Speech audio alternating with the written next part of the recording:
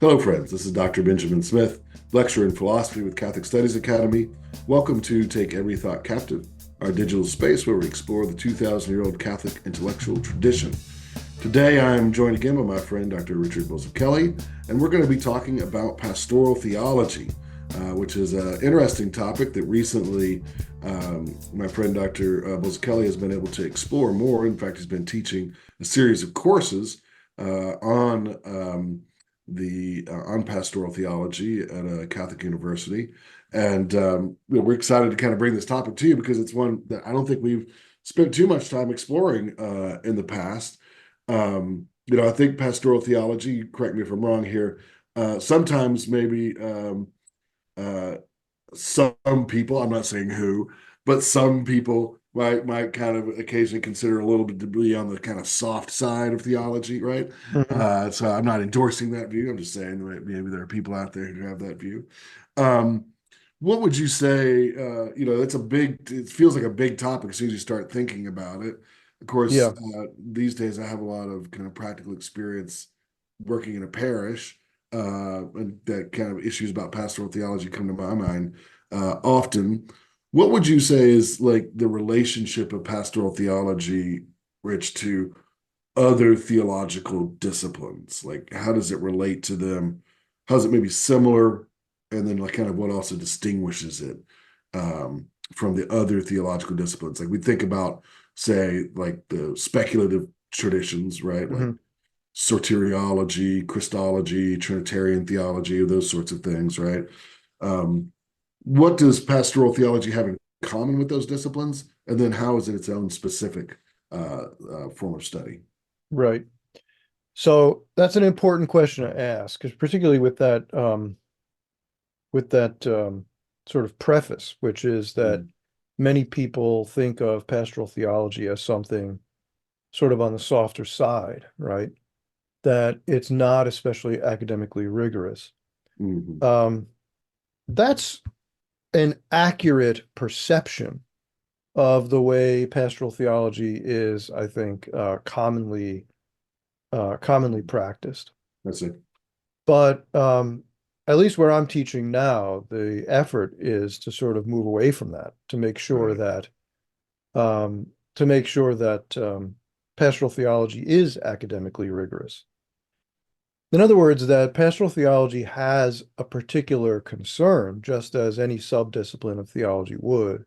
Sure. But that subdiscipline of theology, that particular concern shouldn't mean that it's not academically rigorous. Gotcha. Right. So, is it an accurate perception of the way things tend to be? Yes. Should it be? No. Okay. Fair Does that enough. make sense? Sure. Yeah, that's fair. Um, Now, why is pastoral theology, why does it tend to be less academically rigorous than other disciplines? It's because in our way of thinking, we've gotten used to the idea of dichotomizing between sort of the practical and the theoretical, Mhm, mhm. as if the two, this is an erroneous view, but as if the Sure. two really had no, they were completely different affairs, right? Correct. Yep. So you'll see that dichotomy, and you've heard me talk about this before, right? This distinction that people draw between orthodoxy and orthopraxy, right? Hmm. Um, the orthodoxy concerns sort of those theoretical claims that we make about God, about Christ, about the sacraments, and so forth. Orthopraxy is about how we conduct ourselves, the moral choices we make, the way we treat other human beings. And for many, that the view is that God is really concerned with orthopraxy. He's not really that concerned with orthodoxy. That's a human focus, right? Hmm. Um, and it's sort of a kind of idolatry, a pridefulness on our part that we Hmm. make orthodoxy so important when in fact we should be concerned with how people conduct themselves. That kind of thinking, I think, is what leads to a non-academic way of approaching pastoral theology. It diminishes the rigor associated with the discipline. Now, you ask, what's the subject matter? Like, what is the distinguishing subject matter of pastoral theology? Sure. How does Before it you differ answer that, from? before you answer, I just want to interject real quick here. Mhm, The way you were describing this false picture, right, mhm. of theological matters is just straight Kant, right? Oh I yeah, mean, totally. it's I mean, you get the separation of the theoretical and the practical completely, Mhm. right? Such that there's no theoretical grounds for believing in God, but God is practically necessary, right? Yeah. And Right? for Kant, remember that the whole purpose of the Orthodox claims, right, Uh, is to somehow give people a framework within which to do the practical thing. absolutely. Yeah. Um, it has no value in itself because, of course, for Kant, it's in the realm of the unknowable. Sure, yeah, yeah. And then one of the and then the other thing too that is really interesting, right? Is that's just a Kantian theme, right? Is in his wonderful and awful book, Religion Within the Bounds of Right. Reason Alone. Yeah. It's a perfect title for God. I just love Mhm. that title. But anyways, he basically says, look, religion is only practical, right? That's what it is, right? Is it's just another term for the ethical life, right? It's a kind Yeah. of window dressing. Right. And that's You know, exactly what leads people to the position that, we all really believe the same thing. that's right. All religions are interchangeable. That's right. Yeah, yeah. It doesn't really matter. We just be good to each other. Just be kind. Just be good. Yeah. And that's all that really matters. Whether or not Jesus Christ was, true God, true man. Maybe, yeah. Right. Right. All right. Sorry, I'm sorry to interject there, but I just couldn't Well, help it's an it. important, no, that's an important interjection, but that is actually the framework within which we currently live. I mean, that's the Mhm. challenge that we have to face as a society. So, if you ask me, so what is the distinguishing characteristic of Right. pastoral theology, or Mhm. what concern does it have that distinguishes it from soteriology or eschatology or Christology? Well, let's look at the let's first begin by looking at the distinctions between those disciplines, soteriology, eschatology, Christology. You'll notice even there that those distinctions are in many ways in many ways themselves purely in the theoretical plane. In other Right. words, there's not really a distinction between soteriology and Christology or soteriology and eschatology. Mhm. That distinction is made for us Sure. so that um, we can kind of focus on aspects Right. of really what's the same question. Does that make Mhm. sense? Sure. Yeah. Yeah. If I ask, what is um, Ratzinger talks about this in Introduction to Christianity, right? That there was a point in the Middle Ages when the distinction between different subdisciplines of theology came to the fore. And before Mhm. that, there really weren't such distinctions. You didn't find in the fathers of the church that there were people who focused specifically on questions of ecclesiology or specifically on questions of salvation or the end times. They just all talked about what Christianity is. Mhm. And right, this was a later development for us to say, oh, what I'm really, my thing is the sacraments. Uh-huh. Right, you know what I'm saying? Sure. The Those were later developments, but you could see why those subdisciplines might develop. You could see Sure. that there's a lot to say about the sacraments, right? So Mhm. sacramentology as a subdiscipline could evolve because I could just spend a lot of time talking about the problems associated with those specific questions, Sure. similarly to soteriology or eschatology or Christology. Mhm. But there's no chance that I can actually understand any one of those disciplines really correctly if I'm not also deeply involved in the questions associated with those other subdisciplines.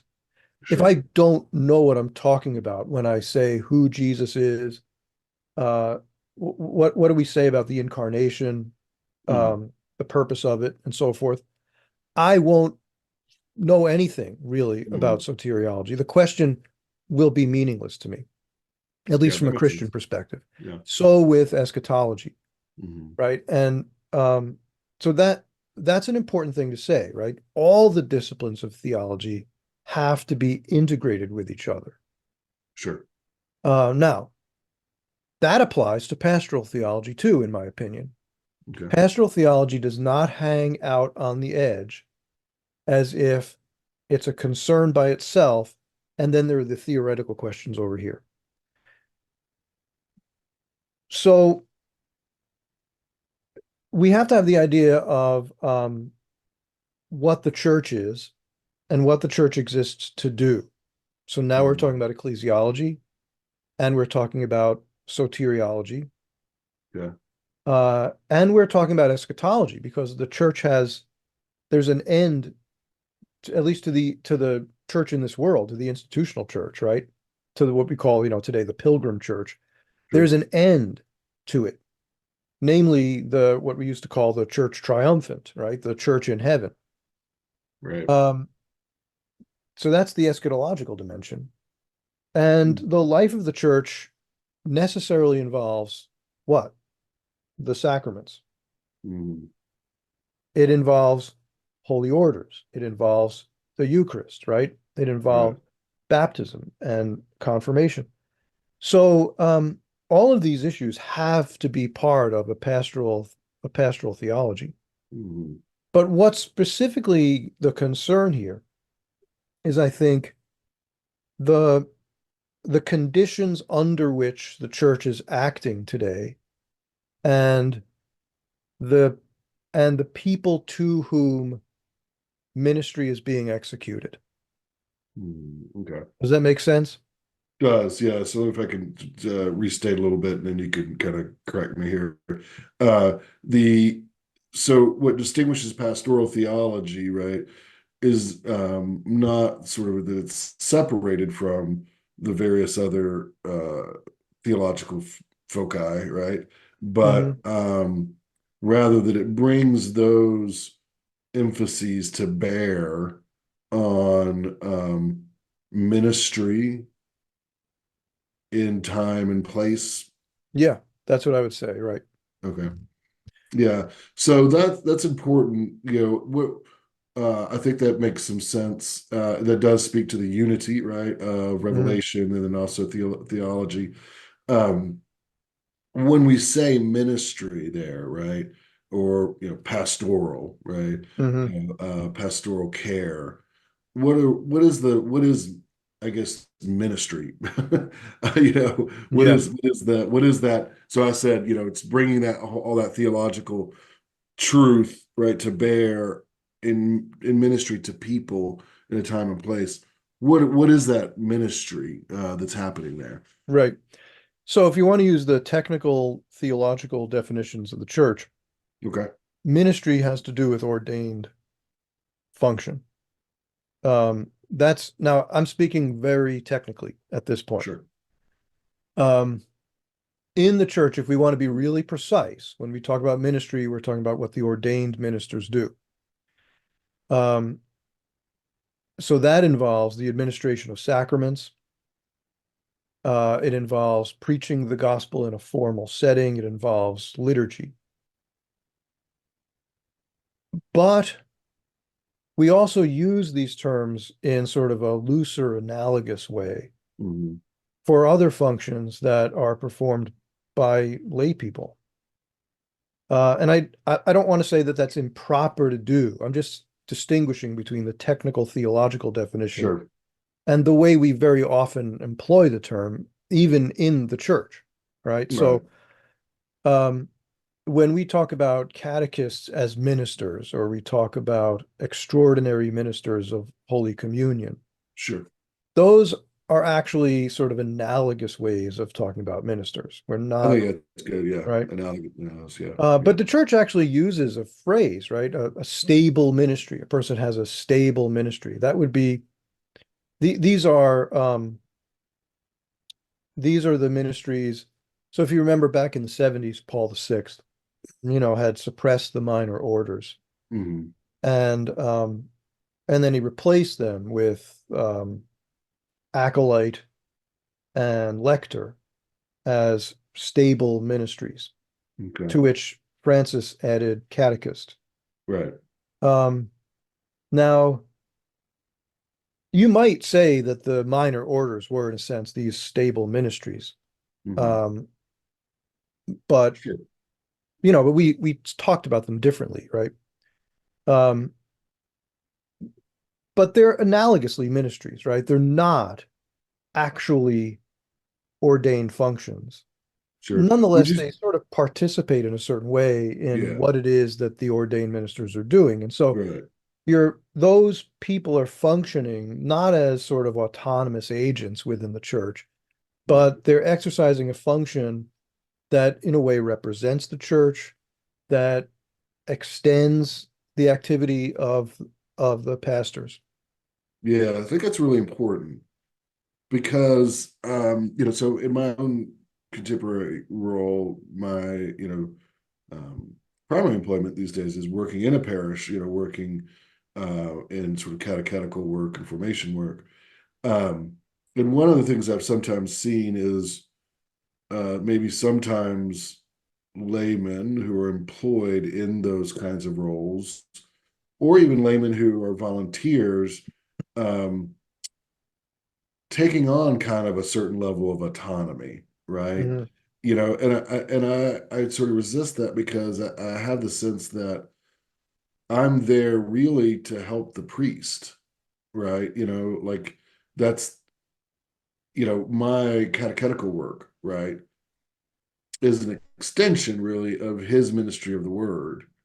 I'm doing it under his auspices, right? Mhm. And in that sense, it's kind of um, tied to, like you say, kind of in a participatory way, right? The sacrament of orders. I'm not just out here doing my own thing, right? Mhm. Right. That would be a very Catholic sort of approach to parish life, right? Right. Yeah. So, even when the church speaks about theologians, Mhm.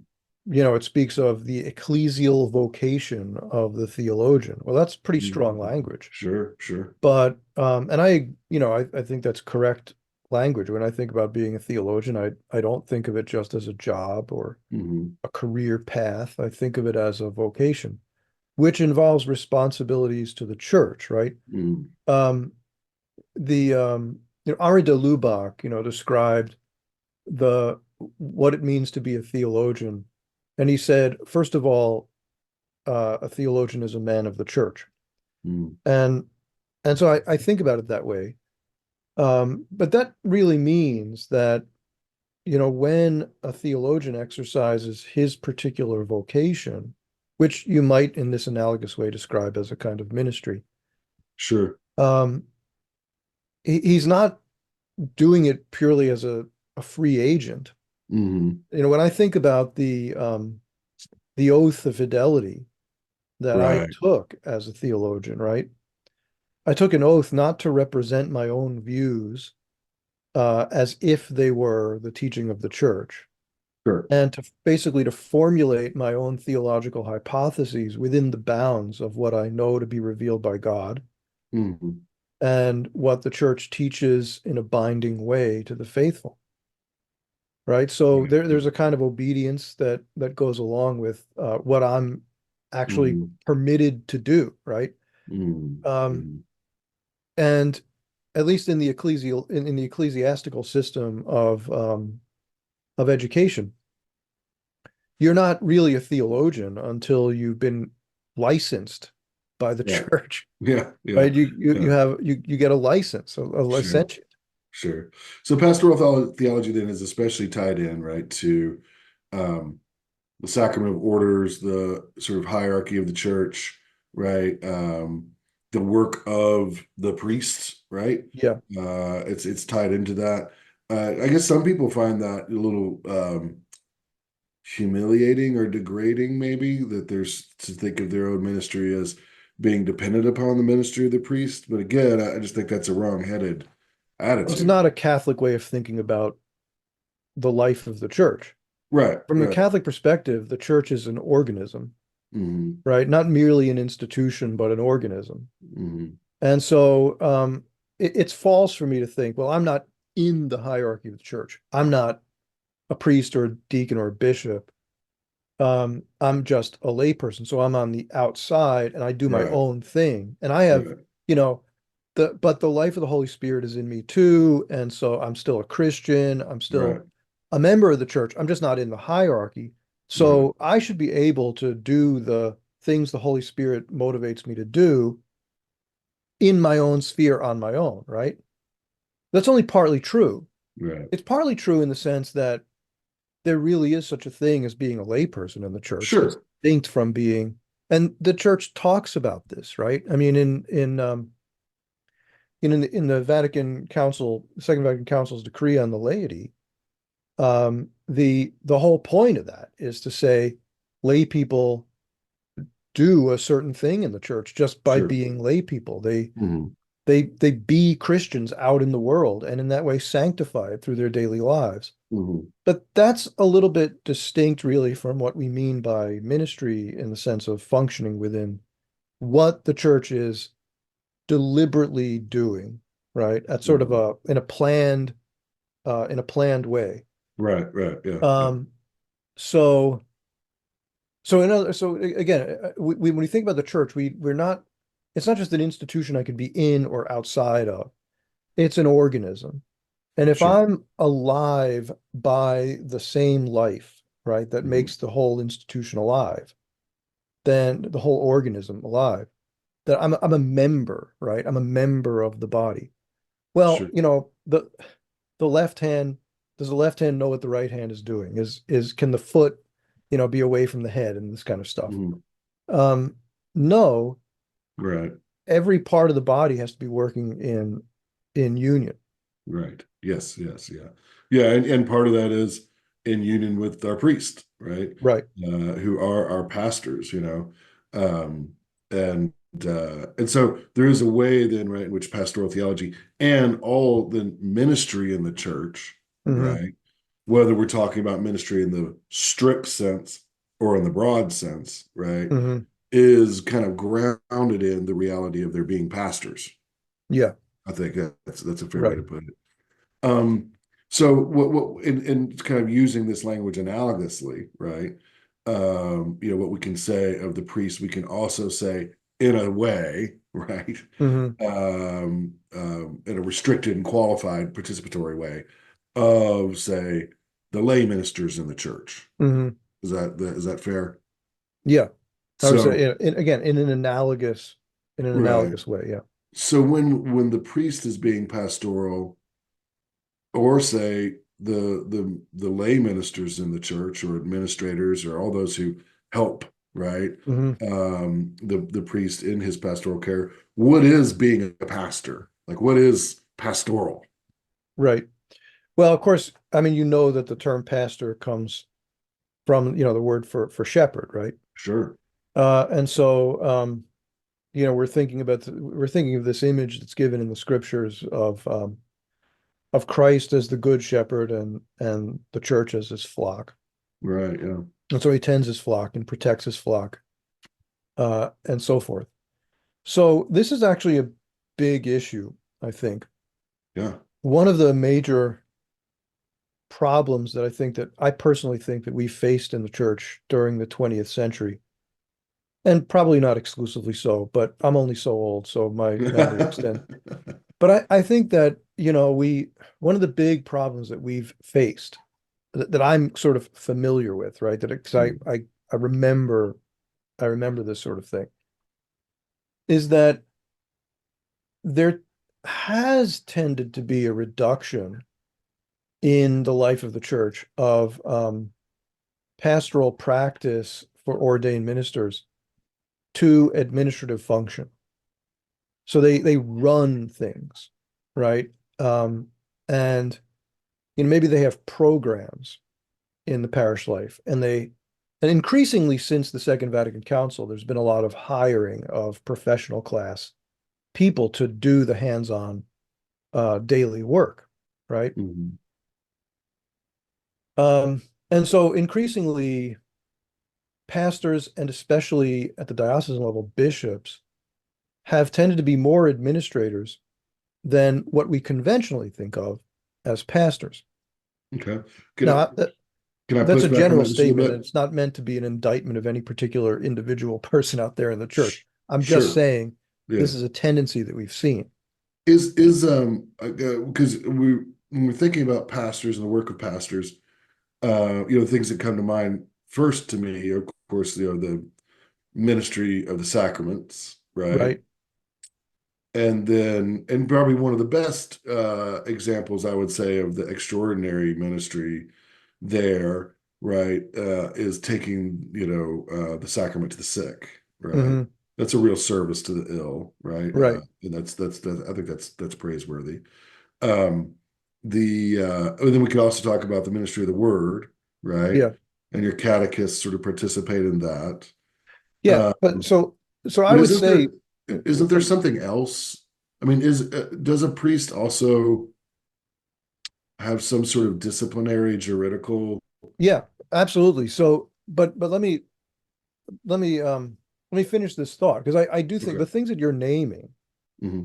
are really of the essence of what pastoral life is. It's not exclusive, Sure. but it's really of the essence of it.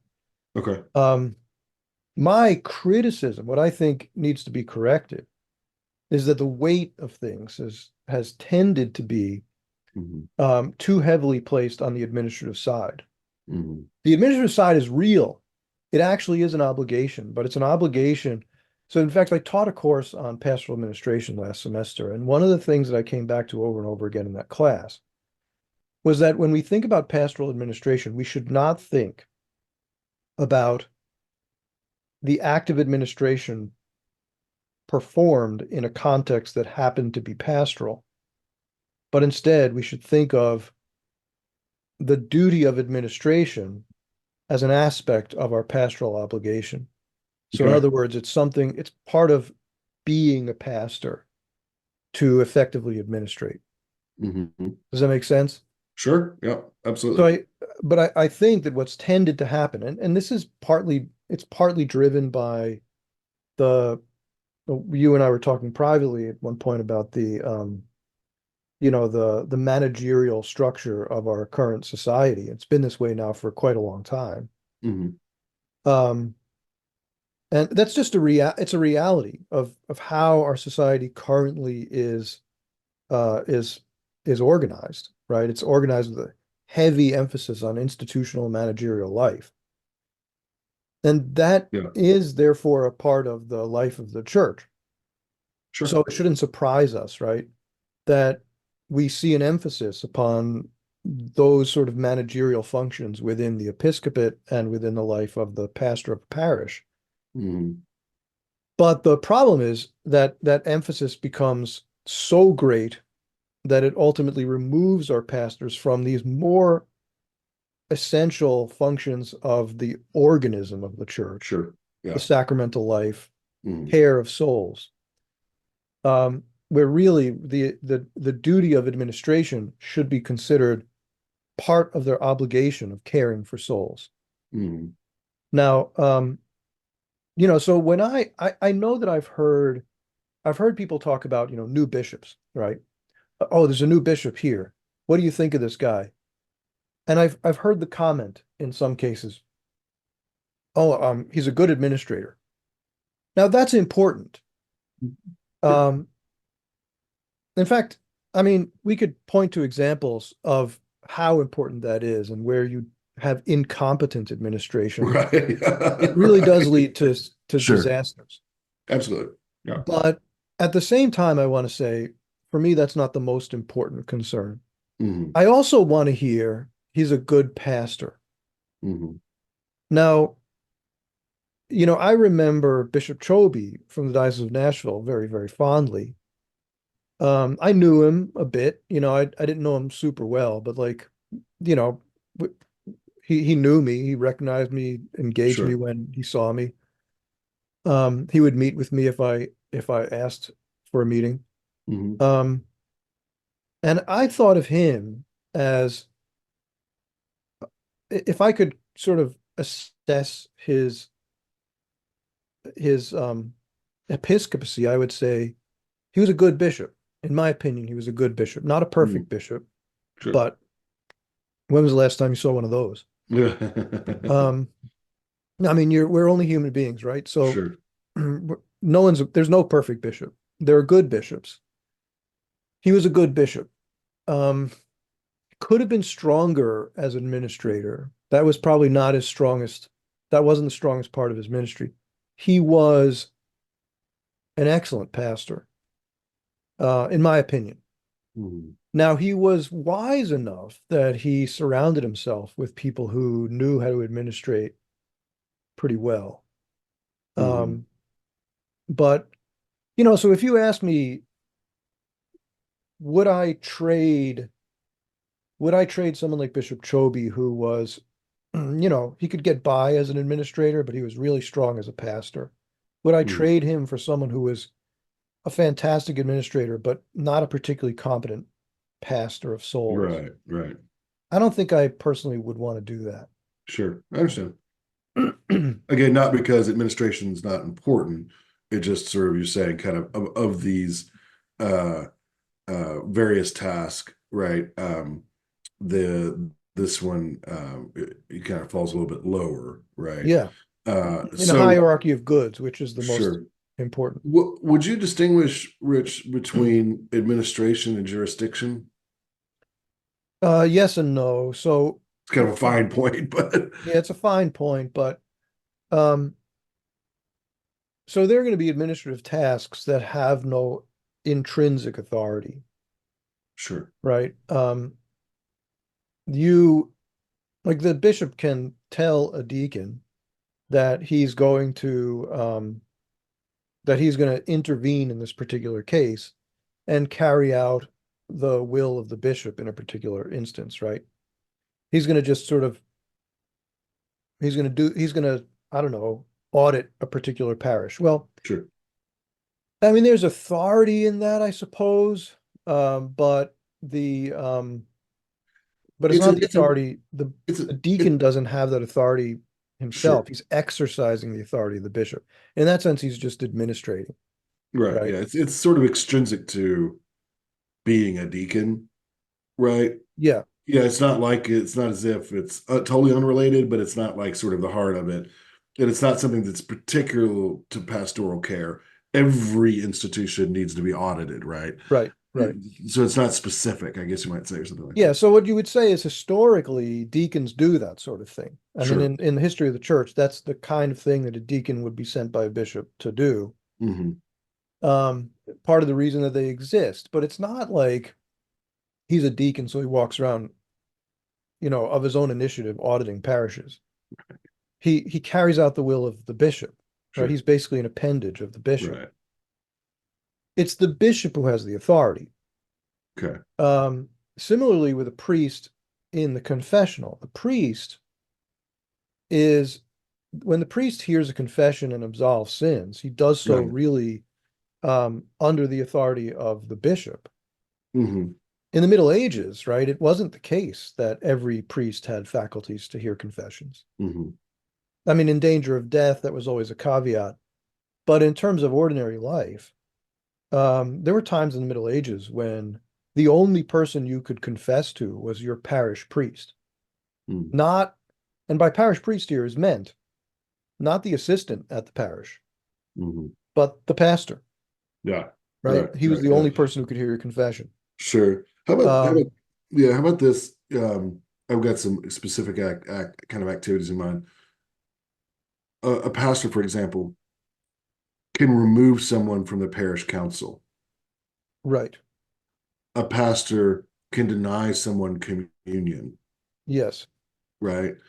A pastor could insist that someone go through the process of radical sanation, right? Uh, These are various, I'm thinking kind of law-like things, right? right. Where a priest, who is the pastor, can exercise some real authority and power in a disciplinary way, I would Hmm. say, over parishioners. Is that correct? I think that is correct.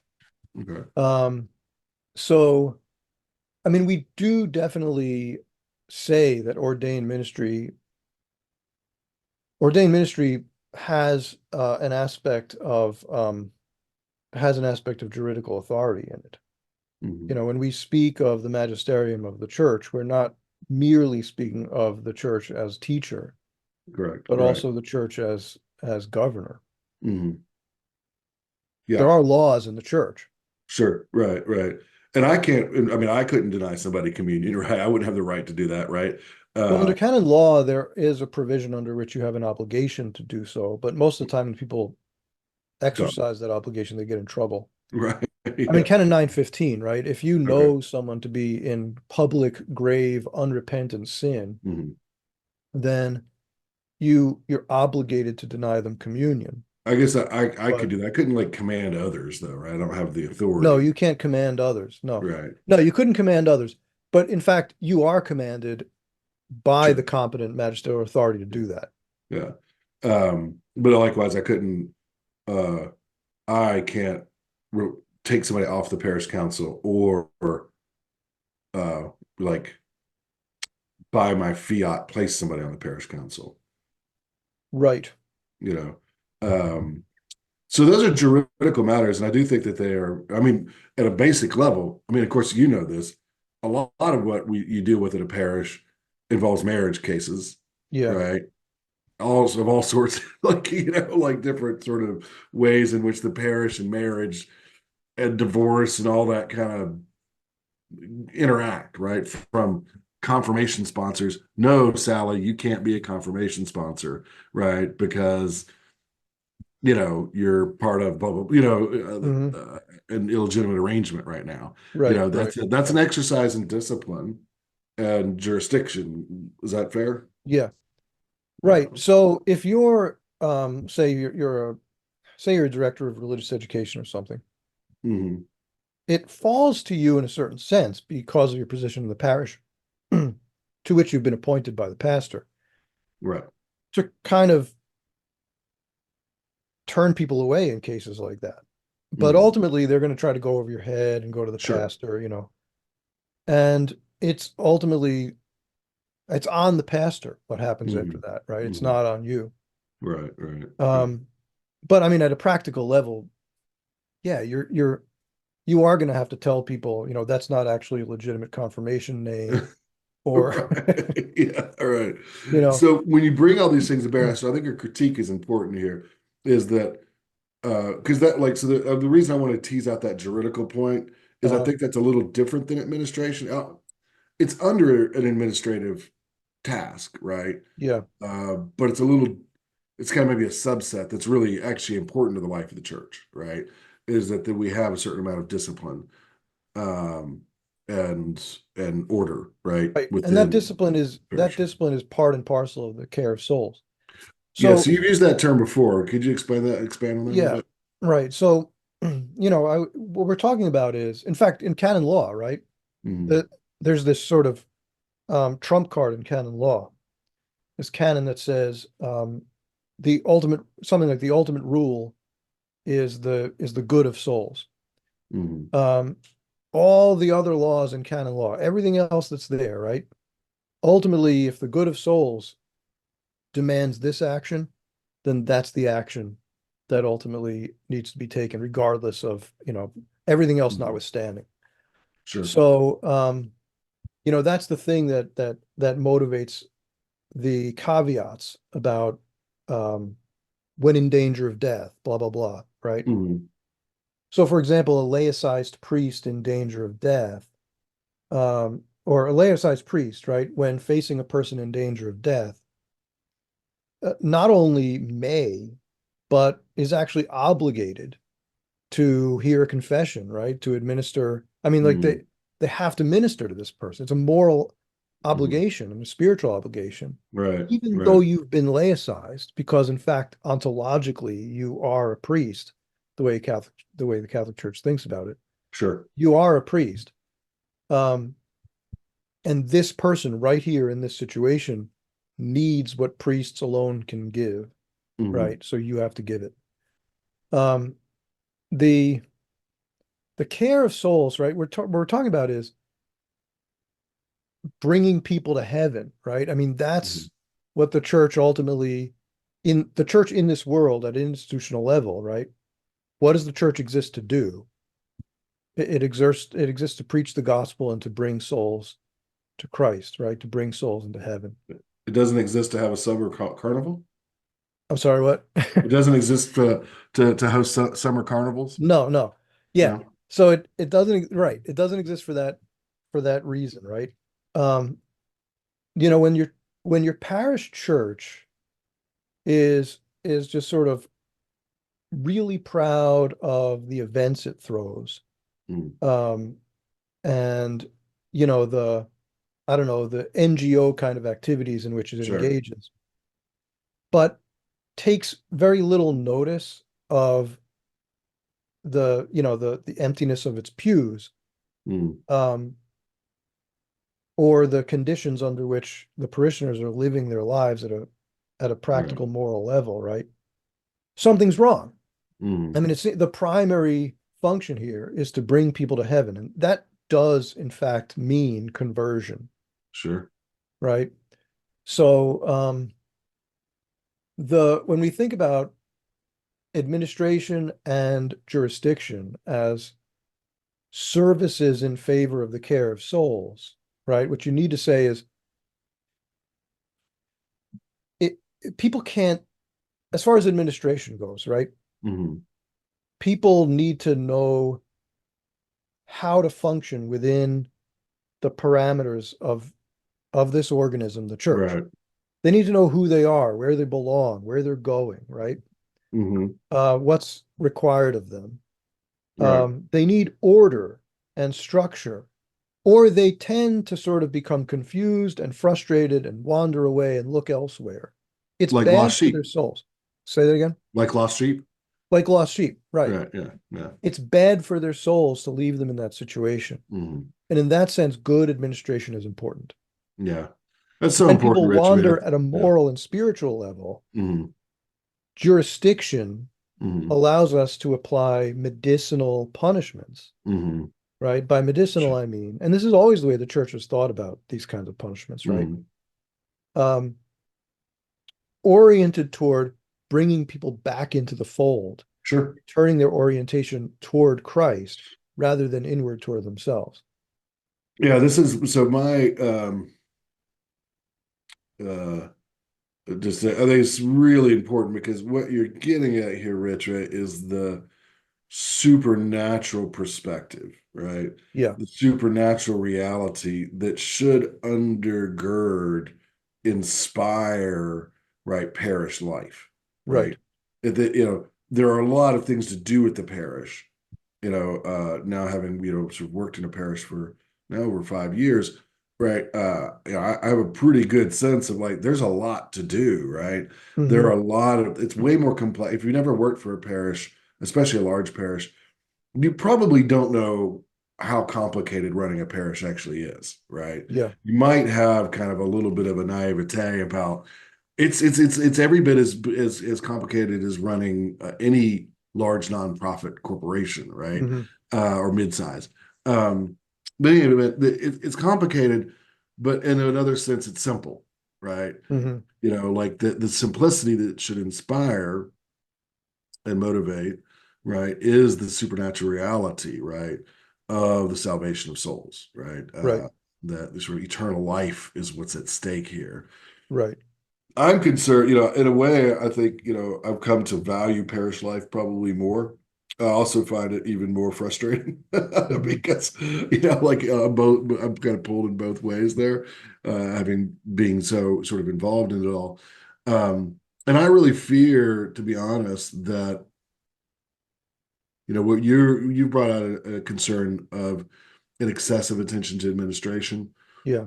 I fear that one of the main problems with our parish life is just a lack of belief in eternal realities, Hmm. uh, or a kind of maybe not an absolute agnosticism or atheism, but just sort of a indifference to to supernatural reality. You know what I Hmm. mean?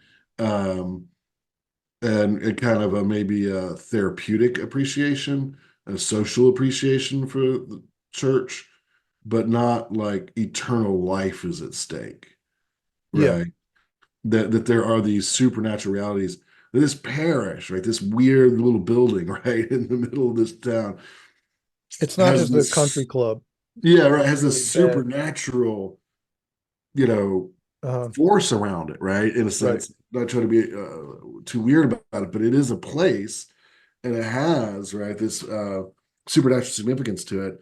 And it seems to me that a kind of sloth about that, right? A kind of Acadia about that is really um, at the root of a lot of the kind of ennui you have in a lot of parish life. Right.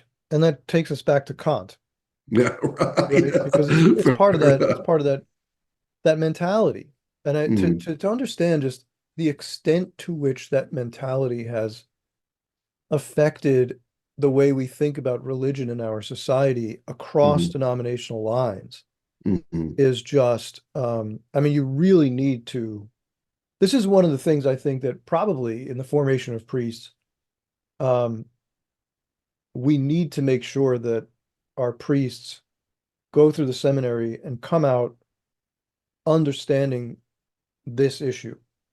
mm. In my opinion, I think because it's so much a part of the reality in which they have to minister.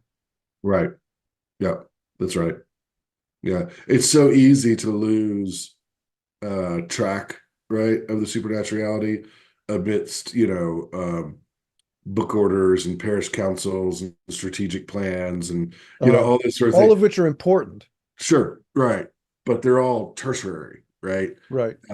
Compared to other things, right? Uh, Like you do want to run an effective organization, right?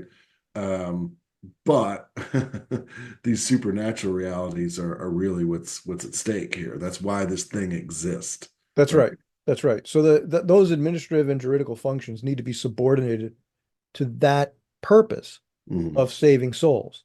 And Hmm. if saving souls isn't a reality, if that's not actually a thing that we're doing, then the Hmm. whole, logic of the church, right? The whole ratio of the church seems to disappear.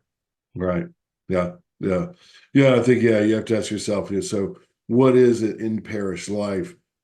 There are, I mean, I was teasing a little bit about the summer carnival or whatever. I think it's perfectly fine for churches to have social gatherings and that sort of thing.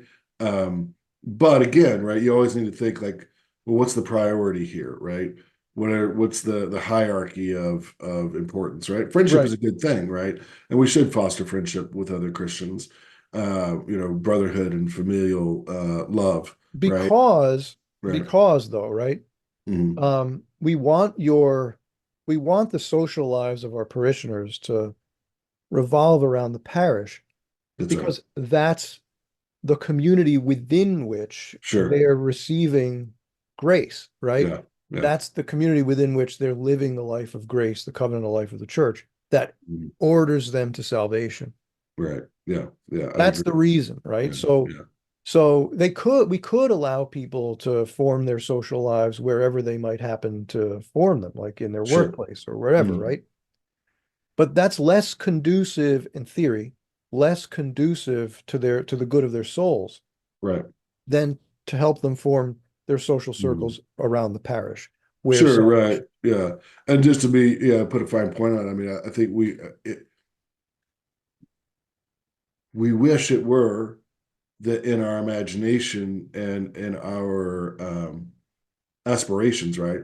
We thought of the parish as a supernatural community, right? A place wherein, right, God comes down to earth, Yeah. right, and dwells with us, and we dwell with Him together, right? Hmm. Um, that's a powerful vision, I think, Yeah. uh, of what parish life actually is and the Hmm. reality of it, right? That, I imagine that's what the angels know and understand, right? But it's so darn hard for us to maintain that Hmm. focus, I would never imagine, presume to tell a priest how what to do in terms of running his parish unless he was doing something like that was actually evil. But usually it's not that the case. The people, the pastors, I mean, there are, right, but usually pastors and priests aren't doing things that are just evil, right? it's a question of whether they're prudent or wise or effective or those Mhm. sorts of things, right? Um, but I don't know, Rich, what would you say, is from kind of your perspective in doing pastoral theology, what's the remedy for that Acadia that I'm kind of talking about, or this lack of supernatural perspective within the parish life? Yeah. So that's a interesting question you should ask me, okay? Because I think you probably know some of my how I might respond to that. Sure. Um, the audience probably knows that that I am, I would describe myself as sort of a center right Mhm. JP2 B16 conservative. And and so I'm not I, I'm not a huge um Usus Antiquior guy, but I don't dislike it either. Mhm. Um, that I'm perfectly happy with a reverently celebrated Novus Ordo. But Sure. I do think that liturgical issues need to be brought front and center in parish life Yeah. because I think that that's where the supernatural dimension of what's going on is communicated and Sure. made real. So I think I have a recipe for actually restoring the vitality of your parish that involves um, let's just get homilies out of the way. You got to have good homilies. Sure. They need to hit hard, in my opinion, or at least be sort of like deep, right? We Mhm. need to kind of, I think, in my opinion, move away from homilies that are designed not to offend. And I don't mean here that you're going to scold your parishioners every time you turn Sure. around, but I mean that your concern is going to just be, look, let me tell you what's going on here in the gospel. Mhm. Challenging as it is, right? Right. Um, as let me just tell you what's going on, and let me give you some really deep insights from the fathers and so forth, right? About the implications of this passage cosmologically, eschatologically, soteriologically. Right. Uh, Pastors should, and priests and deacons who give homilies should make it their business to stay sort of to be really engaged in reading the fathers, reading really good theology, not because they're supposed to be theologians from the pulpit. That's a bad homily, right? Where the guy tries to sort of like give you a systematic presentation of stuff. But no, you want to do that sort of scriptural work that people used to do, right? That you see in the fathers of the church, reading the scriptures deeply in the homily, um, and sort of giving people something that can really blow their minds Mhm. uh, to the best of your ability, okay? And challenge people morally when appropriate from the pulpit. Mhm. Teach what the church teaches clearly and don't pull punches. So that's the homily part, right? So as far as the liturgy goes, I think there's some practical things that could be done. Mhm. Number one, slow the pace of the liturgy down significantly. Like your movements in the Ars Celebrandi should be no Sure. more than like half the pace of normal movement. When Yeah. you like during the processional, right? Do not just sort of walk like you're walking down the sidewalk. Mhm. Slow, plodding movements. Mhm. It conveys the the sort of mysterium tremendum of what's going on in the liturgy. Mhm. And Mhm. I would say that that kind of pacing should be just carried out throughout the whole liturgy. Right. Movements should be slow and deliberate. That change right there would do a lot to communicate the supernatural orientation of what's happening at the parish. Yeah. That's got to be. Yeah. And I would say that my own view is that um, if I could just persuade the bishops, um, I've been beating this drum for a long time, but so far with little effect. I think that celebrating liturgy ad orientem is clearly more conducive to an awareness of the supernatural dimension of the liturgy Mhm. than versus populum. Um, it gives us the sense that we're going someplace we aren't already, Right. right? Rather than just sort of like being here together in this physical, social space. Mhm. I think that's an important distinction. And I'm not saying that to sort of trivialize. I know there are reasons why people promote versus populum, not all of which are completely illegitimate. But I think in when all is said and done, those arguments don't compel, in my view, Mhm. right? And Ad Orientem, which is the tradition of the church, objectively in every rite, Mhm. um, there's a reason for it. I think it does conduce to a supernatural awareness. Yeah, that's interesting. Yeah, I think, I mean, certainly the liturgical life, the richness of the liturgical life. I mean, I think that's why you see so many people drawn to, the traditional Latin Mass and other Mhm. things like that is, because of that sort of, mysterium tremendum, as you called it, or to the Eastern rites or things of that nature. Not to say, as you said, that, that the Novus Ordo can't be done well and with a great deal of reverence and majesty to it as well.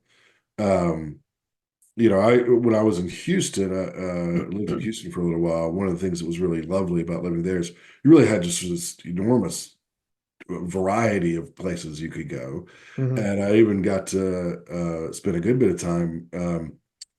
Attending an ordinariate church, right? Uh-huh. Which was really spectacular, right? Oh I mean, yeah, they do it right. The yeah. ordinariate, I think, does. I would say that if you ask me where can I find where can I find today an example of the liturgy executed in the way that the fathers of the Second Vatican Council actually had in mind, Mhm. I would say the closest you could probably come is the ordinariate. I was really quite impressed with the piety, the reverence, the kind of the warmth and feeling of the whole thing. It was very well done. Hmm. You got to see people staying after mass to pray in the pew, Yeah. It's always one of those signs I always look for. I know it seems a little Hmm. persnickety, but and how quickly or not silence, pervades or goes Hmm. away, you know, you Yeah. within the church itself. Well, Rich, we've gone pretty long here, but and I think covered a lot of good ground.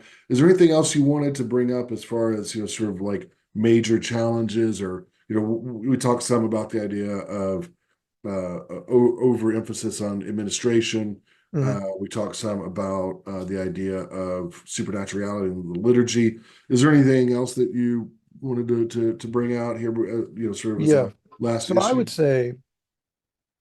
say that one thing that you need to understand about pastoral theology as a discipline Mhm.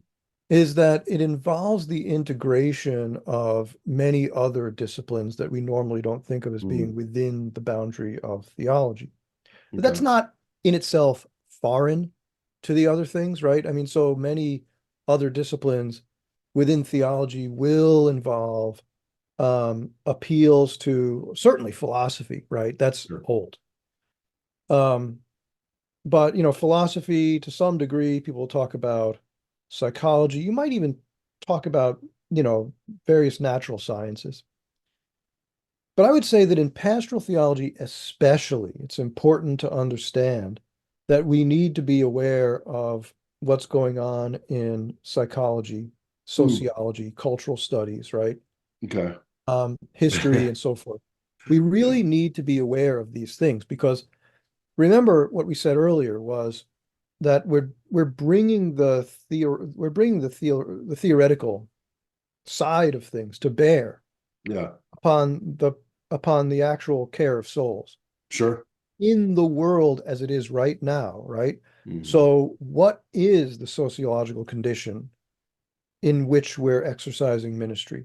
Right. Who are the people we're trying to bring to Christ, right? Right. How do they tend to think? Why do they think that way? What are their prejudices? What are the problems they need to overcome, right? Mhm. In order to be conformed to Christ.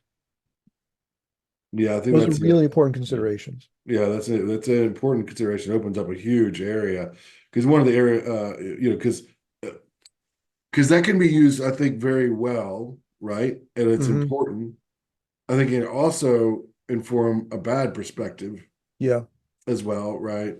When we try to conform the church to contemporary sociological trends in order to appeal, right? right. That would be the maybe even a good. Well, I'll just sort of say here, even assuming a well-meaning intention and Hmm. a good and a clear conscience, right? I think you run into this especially sometimes with youth ministry, right? Yeah, Um, where we and up to a point you should be aware of the fact that ministering to teenagers is going to be different than ministering to 40-year-old men, right? hmm, Obviously, right? And you should have some adaptation. Of course, the question always is, what's the line, right? right. And how far do you go? And then, of course, that often kind of comes down,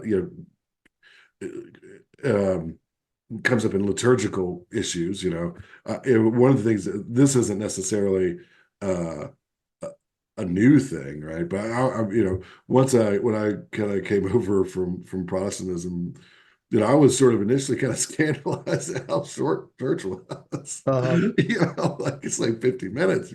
Yeah, Like if it's over 60, people are like, "Hey, what's like yeah, yeah. I gotta go." I mean, I was used to like 2 hour church, Hmm. Uh, but anyways, that's a side maybe a side thing. But I mean, more like kind of liturgical corruptions can sometimes happen because of that.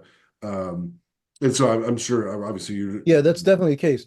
Mhm. So again, keeping in mind, right, what our actual goals are, Right, what's right, really important, right? right. Um, the problem that you're talking about is real.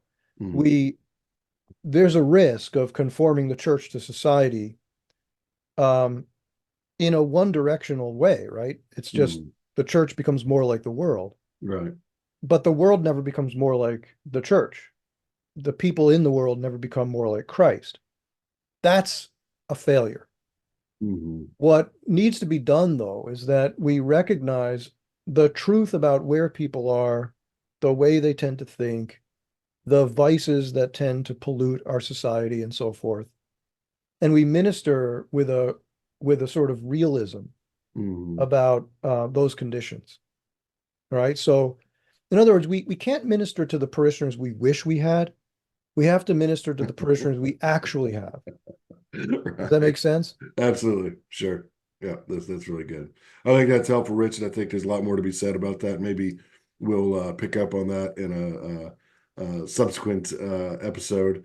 Like I said, I think there's a lot we've covered here today that's useful and helpful to think about. Certainly give me a lot to think about. I appreciate your insights there. I'm sure your students appreciate your courses on this. Before we close up, just want to remind our listeners here to subscribe to our YouTube channel if you haven't done so already. Be sure to hit the like button, share this with other people. Could go over also to CatholicStudiesAcademy.com, where we have a lot of courses for purchase.